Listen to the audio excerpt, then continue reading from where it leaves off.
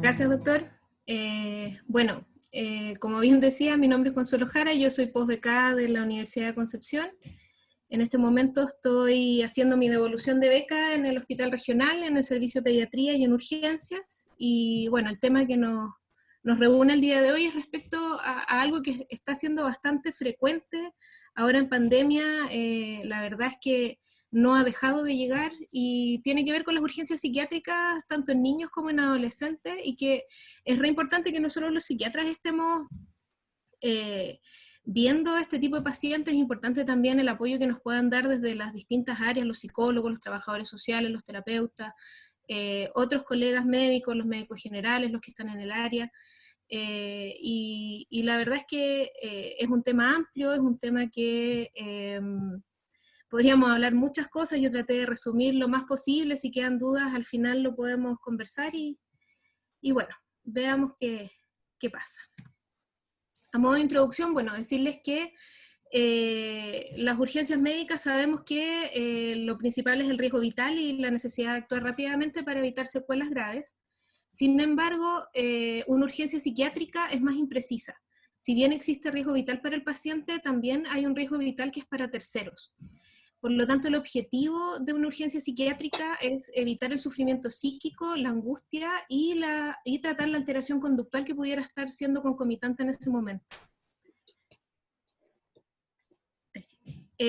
Los niños y adolescentes que presentan una patología mental aguda siempre van a requerir una evaluación concisa y sistemática, no solo por el psiquiatra, sino que por, como les decía, distintos profesionales que podrían eventualmente verlo tanto en la atención primaria como en un servicio de urgencias. La atención psiquiátrica urgente es necesaria para determinar si se requiere un mayor nivel de atención, y muchas veces, y nos pasa a menudo en la urgencia, es que la diferenciación clínica entre un cuadro funcional y un orgánico no es sencilla, y por lo mismo es súper importante que nos apoyemos también de los otros colegas, de neurocirujanos, neurólogos, pediatras, por decir algunos, que nos va a permitir un poco dilucidar el origen orgánico o más bien funcional psiquiátrico de un cuadro.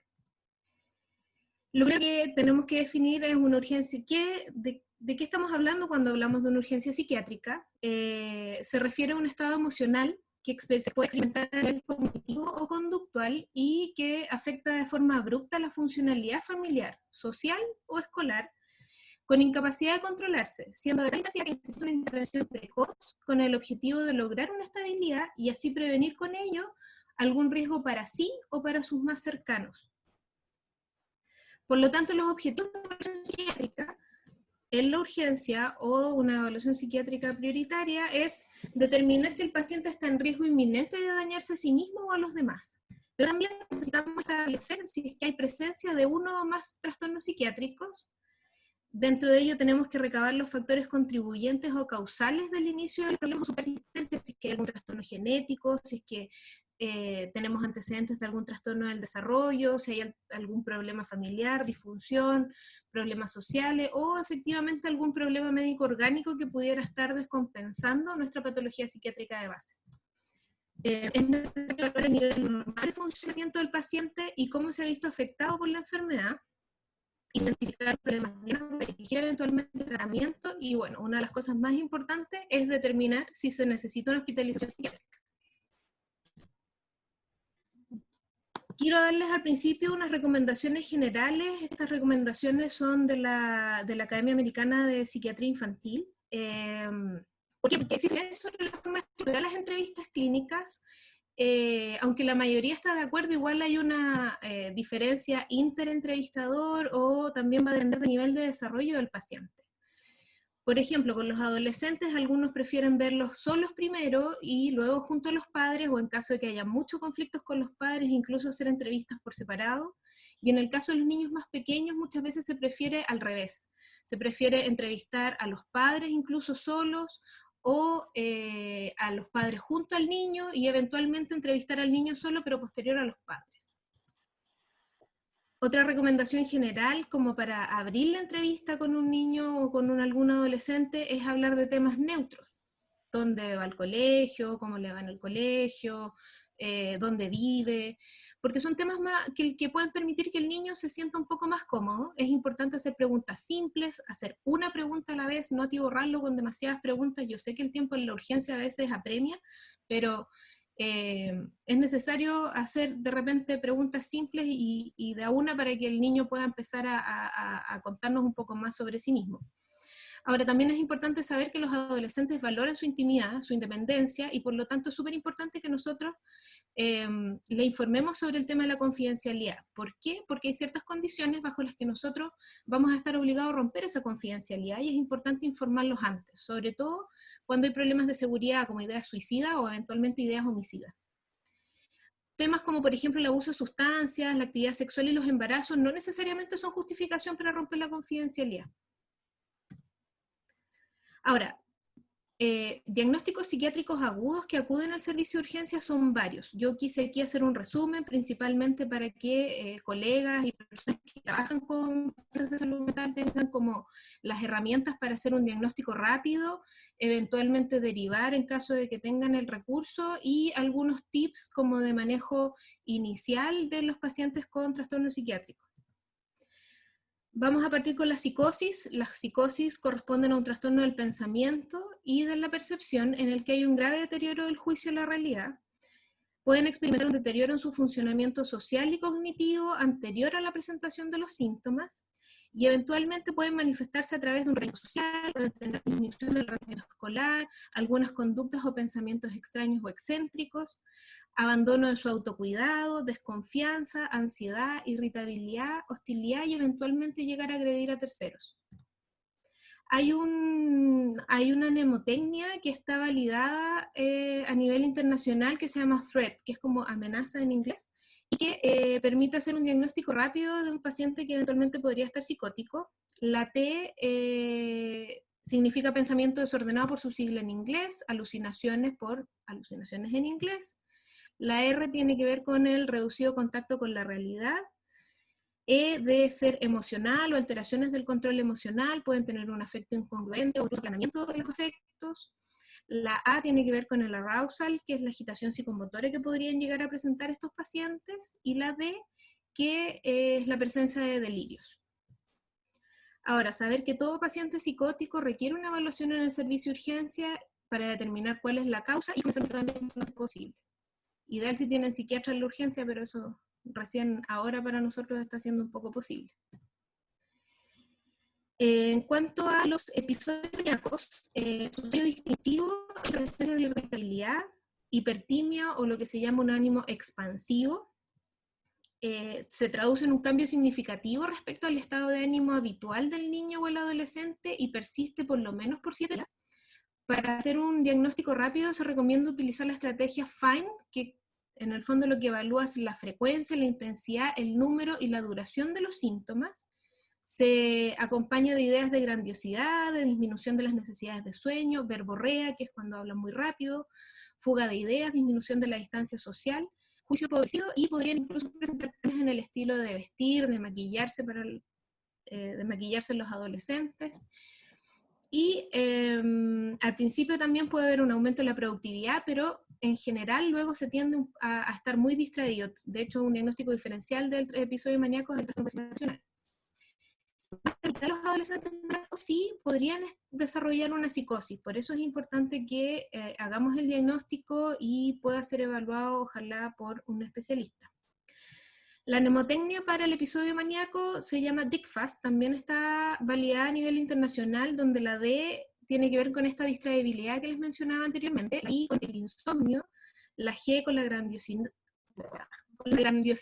disculpen, la F con la fuga de ideas, la A con actividad aumentada, la S tiene que ver con la verborrea por speech en inglés, y la T con el juicio empobrecido por su sigla en inglés. Es importante saber que todo paciente que cursa con un episodio de manía requiere una evaluación en el servicio de urgencias para evaluación por psiquiatra.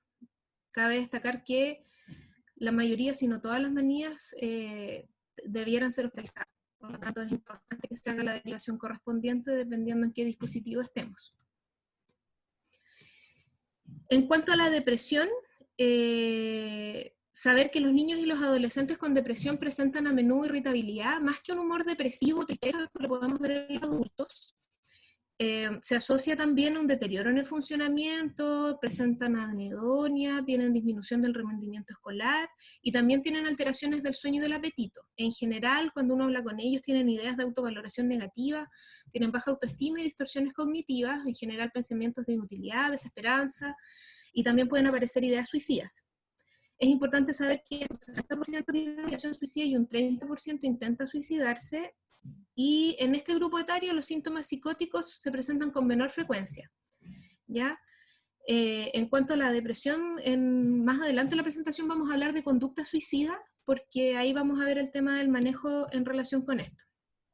La mnemotecnia para depresión, que también está validada internacionalmente, se llama CIGE-CAPS. La S por pensamiento suicida, la I por disminución de los intereses, la G de culpa en inglés, la E de energía disminuida, la C de concentración disminuida, la A de apetito alterado, la P de alteraciones psicomotoras y la S de sueño alterado. Ahora, es trastorno de ansiedad a la urgencia. Muchas veces vemos crisis de pánico, de repente chicos que somatizan, es decir, que tienen muchos síntomas corporales en relación con angustia o con ansiedad.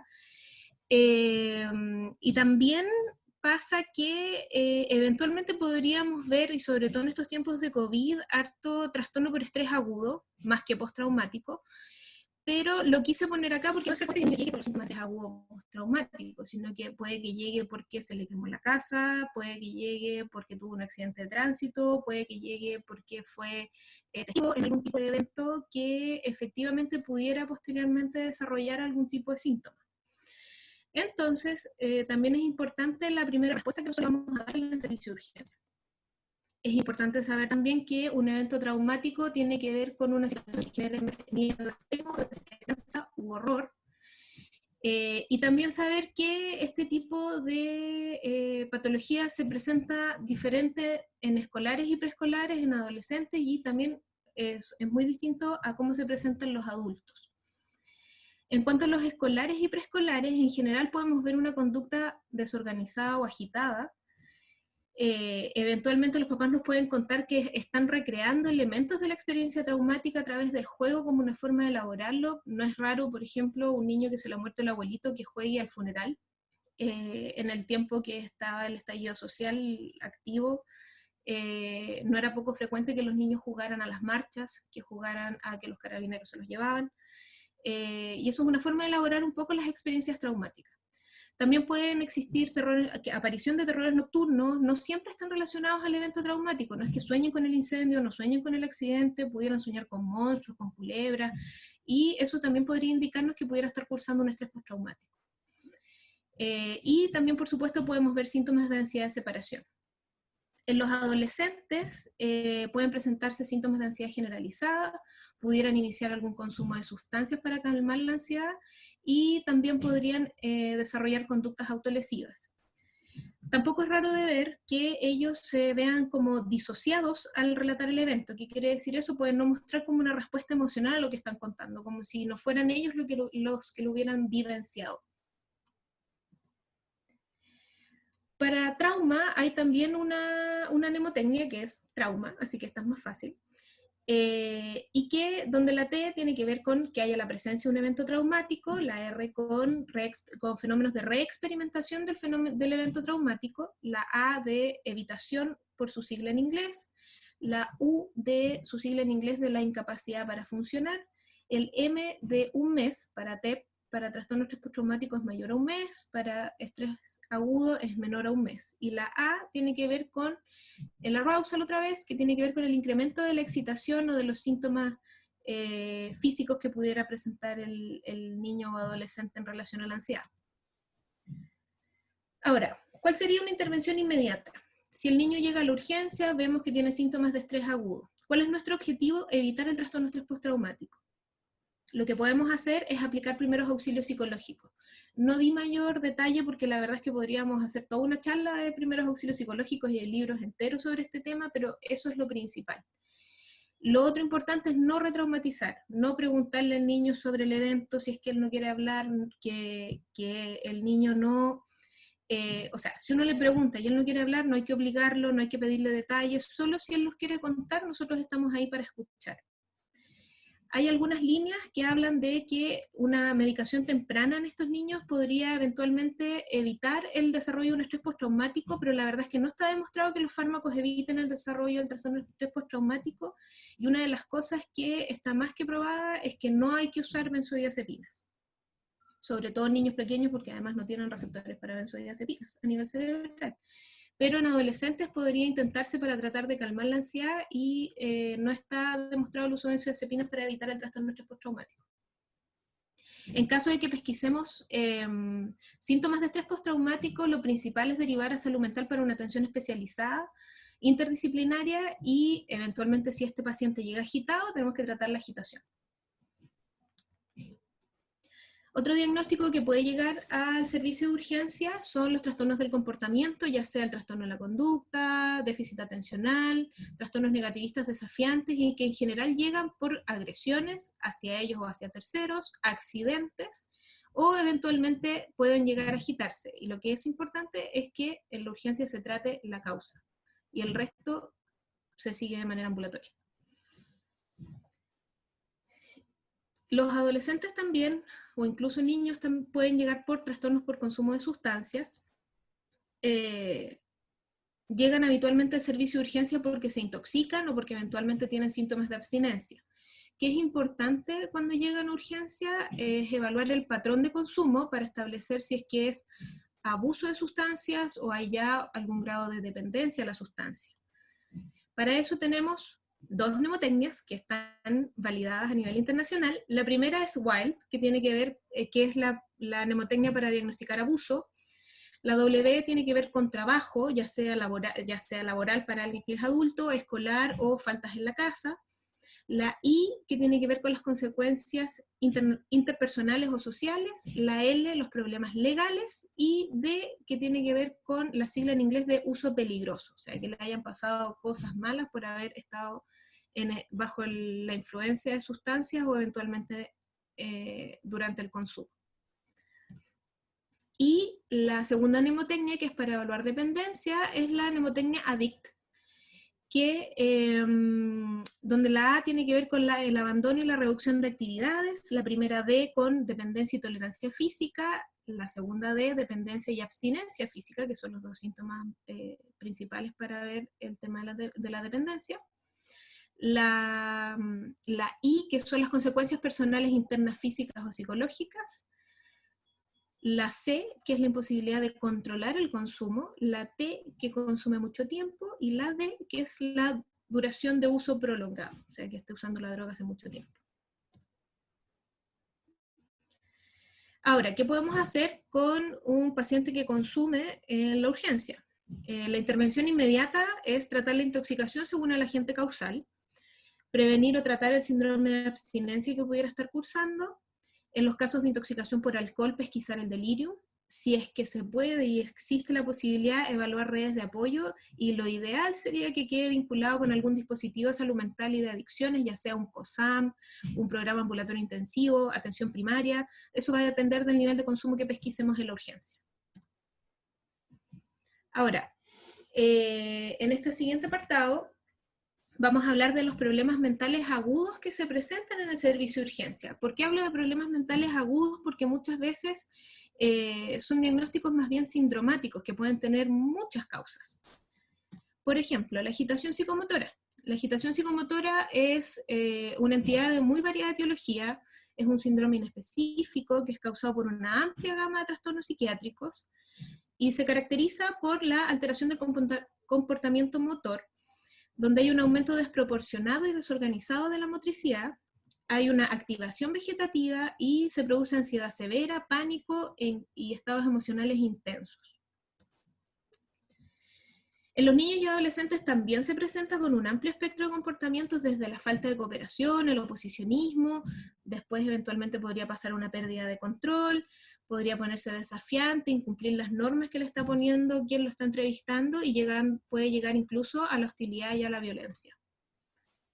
Es una situación compleja, necesita de personal entrenado, hábil y empático, instalaciones adecuadas y personal de seguridad. Eso es súper importante. La verdad es que la urgencia es un lugar que tiene muchas armas a la mano, por así decirlo. ¿Ya?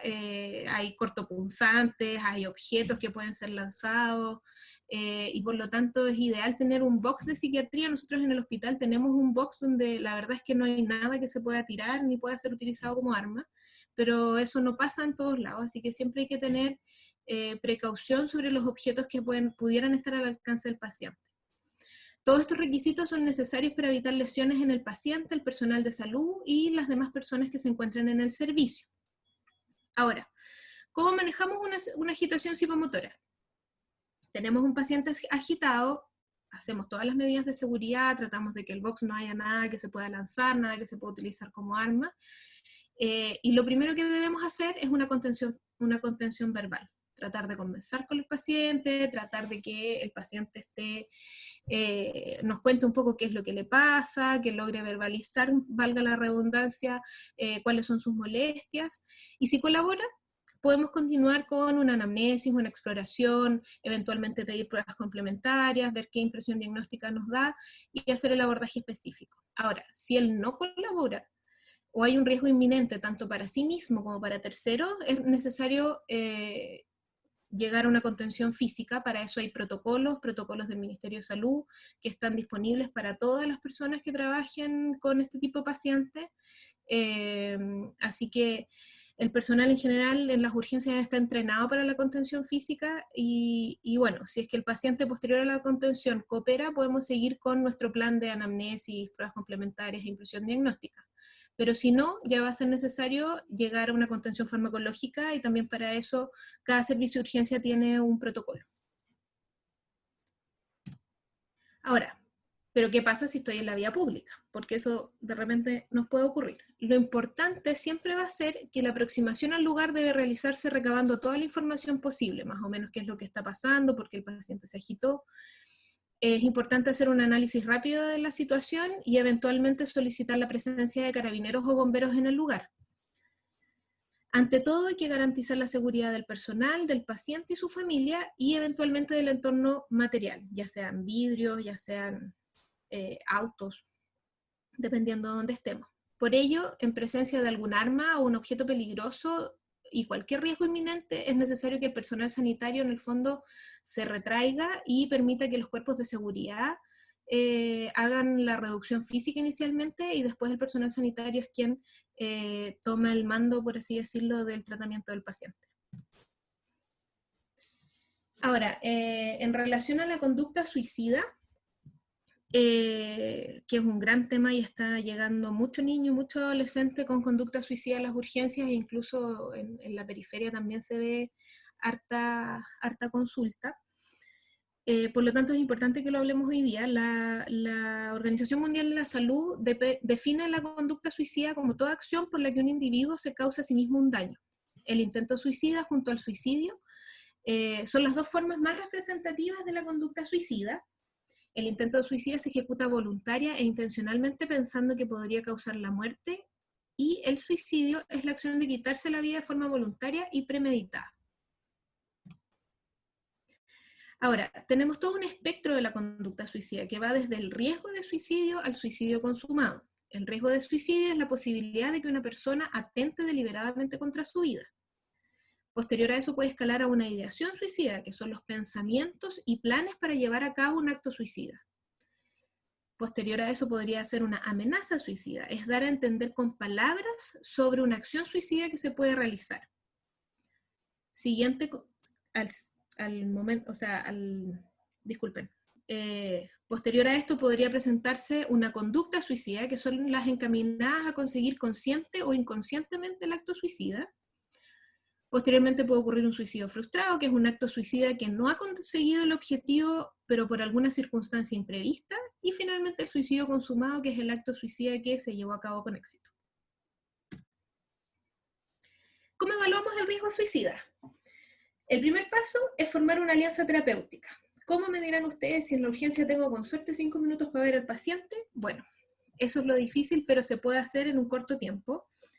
El cómo es idealmente sentarse, hacer contacto visual, no parecer distraído o apurado, porque eso hace que el adolescente o el niño en el fondo crea que no le están tomando atención, por lo tanto no va a abrir un tema como el suicidio en la urgencia. Tratar de que el ambiente sea tranquilo, que sea empático, que sea seguro. Y hay que tener mucho ojo con un fenómeno que se llama contratransferencia, que tiene que ver con la propia emoción que tiene uno hacia el paciente.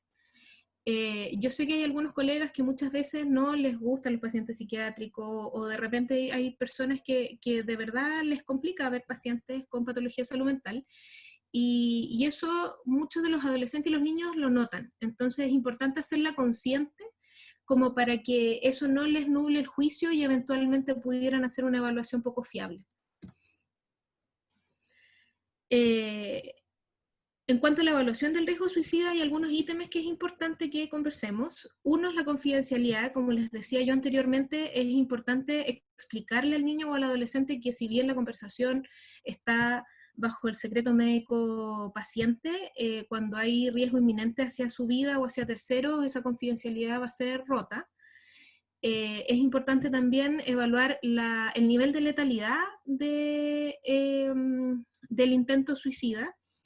No es lo mismo un adolescente que se hace cortes superficiales en la muñeca con la intención de morir que un adolescente que se tira a las líneas del tren, por ejemplo, o eventualmente se dispara con una pistola.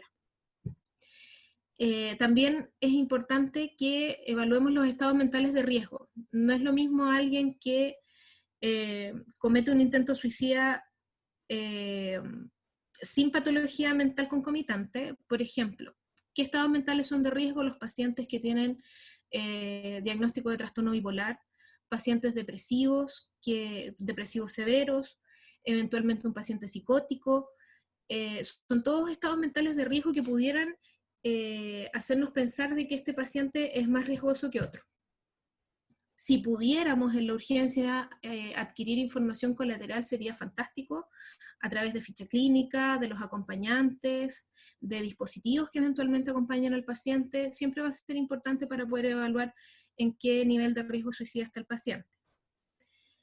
La variabilidad del riesgo tiene que ver con que, si bien el paciente en este momento puede estar bien estable, ¿qué tan fácil es que eso cambie rápidamente estando en su casa, estando en una situación de estrés familiar?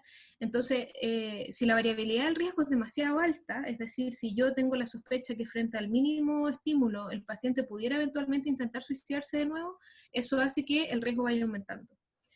La fiabilidad del riesgo tiene que ver con qué tan fiable soy yo como entrevistador para determinar el riesgo del paciente. Si yo no estoy tan segura de que el riesgo de recurrencia de intento suicida es bajo, es mejor o derivarlo con algún especialista, pedirle a otro colega que lo vea, porque si yo no soy fiable, tampoco estoy segura que no vaya a volver a intentar suicidarse el adolescente o el niño. Entonces, de acuerdo a lo que hablamos anteriormente, existen los niveles de riesgo de suicidio y el manejo va a ser diferente dependiendo del nivel. Cuando tenemos un riesgo de suicidio leve, estamos hablando de niños o adolescentes que tengan una ideación leve o hayan hecho un intento antiguo único sin ideación activa. O sea, en este momento no están pensando en suicidarse. Si estamos en atención primaria, lo ideal es continuar el manejo en atención primaria, y si nos encontramos en urgencias, lo ideal sería derivar la atención primaria para poder hacer algún tipo de seguimiento. El riesgo suicida moderado es un intento suicida actual de baja letalidad y sin ideación activa. Eso, si es que estamos en APS, va a requerir una evaluación clínica de factores de riesgo, lo que les contaba anteriormente, derivar al nivel secundario si se considera complejo, pero si es de baja peligrosidad, no tiene factores de riesgo y cuenta con un soporte ambiental, sería posible su manejo en atención primaria.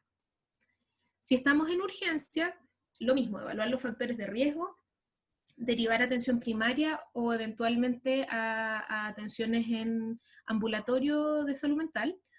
Y si hay dudas o no se puede efectuar la evaluación, mantener en el servicio de urgencia o eventualmente ingresar a algún servicio clínico hasta la evaluación por psiquiatra.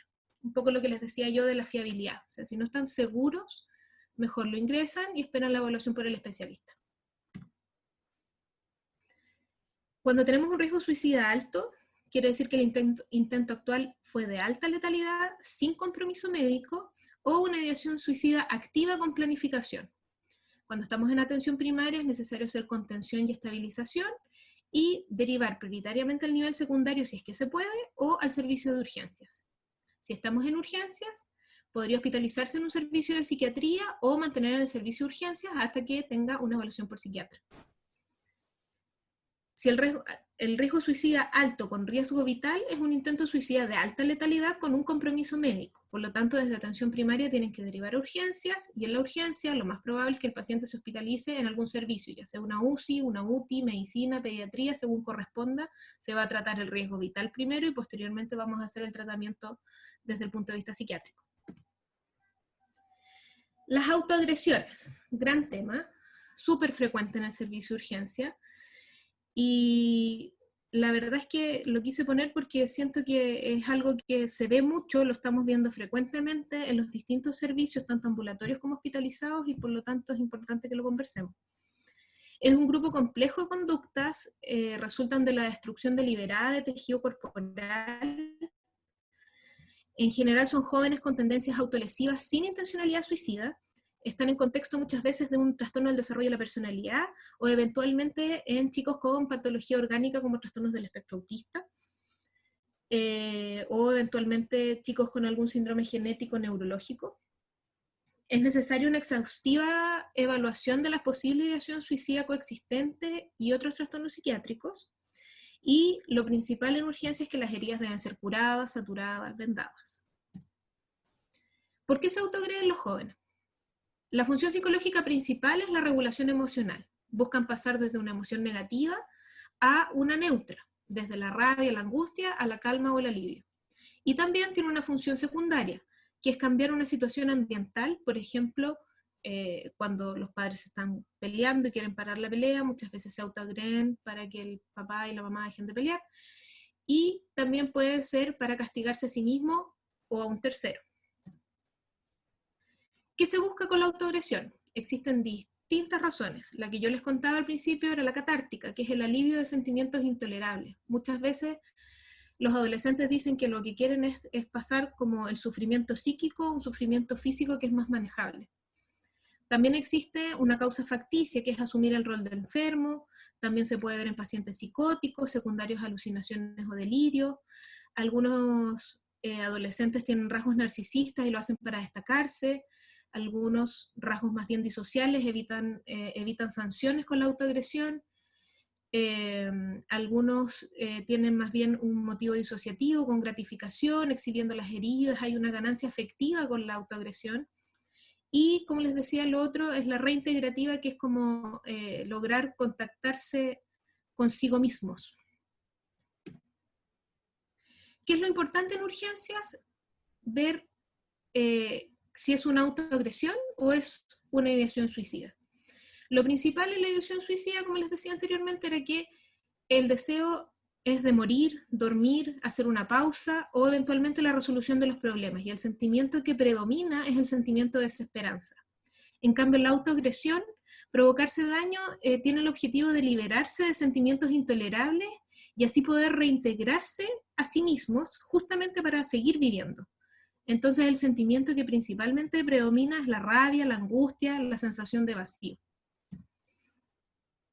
Otro problema que podemos ver en la urgencia y que son frecuentes son los problemas psicosociales. Dentro de ellos están los conflictos entre padres e hijos, el maltrato y el abuso infantil, y también los jóvenes sin hogar. En cuanto a los conflictos entre padres e hijos, eventualmente pueden tener muchas formas, pueden tener multicausales.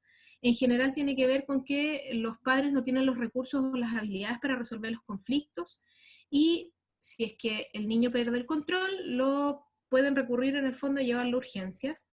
Y el objetivo en urgencias finalmente es determinar si hay alguna enfermedad física, si es que tiene lesiones o alguna patología psiquiátrica de base, pero dependiendo de la gravedad de los conflictos, lo importante es vincular a la familia con dispositivos ambulatorios de apoyo, ya sean de salud mental o eventualmente psicosociales, de la red Sename. Va a depender un poco de la evaluación que hagamos en urgencia, y eso va a permitir mejorar la comunicación efectiva y la resolución de los conflictos, y que ir a urgencias no sea la forma de resolver los problemas.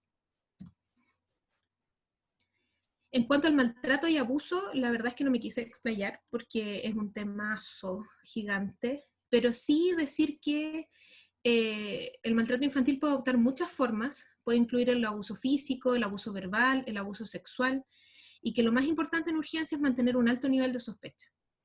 En general, los equipos de urgencia están súper bien posicionados para detectar el maltrato infantil, y si es necesario se sugiere consultar con los equipos de protección infantil, ya sea la OPD, que es la Oficina de Protección de Derechos, o deben realizarse las acciones de acuerdo con la legislación vigente. Incluso si es que el colega o el equipo no tiene forma de en ese momento contactarse con algún dispositivo, eventualmente una forma de proteger a los niños es dejarlos hospitalizados frente a la sospecha de algún maltrato grave o abuso. Los jóvenes sin hogar no son poco frecuentes. Lo importante cuando lleguen a la urgencia es no ser críticos, tratar de ser abiertos y empáticos, ya que estos jóvenes en general tienen mucho antecedente de maltrato y negligencia, y hay que tener en cuenta que hasta el 80% de ellos puede tener algún grado de psicopatología. Por lo tanto, es importante determinar la gravedad de esta psicopatología y ver la forma de vincularlo con los dispositivos ambulatorios, dependiendo de lo que pesquisemos en ese momento. Lo importante es establecer un buen vínculo, tratar de obtener información precisa y honesta.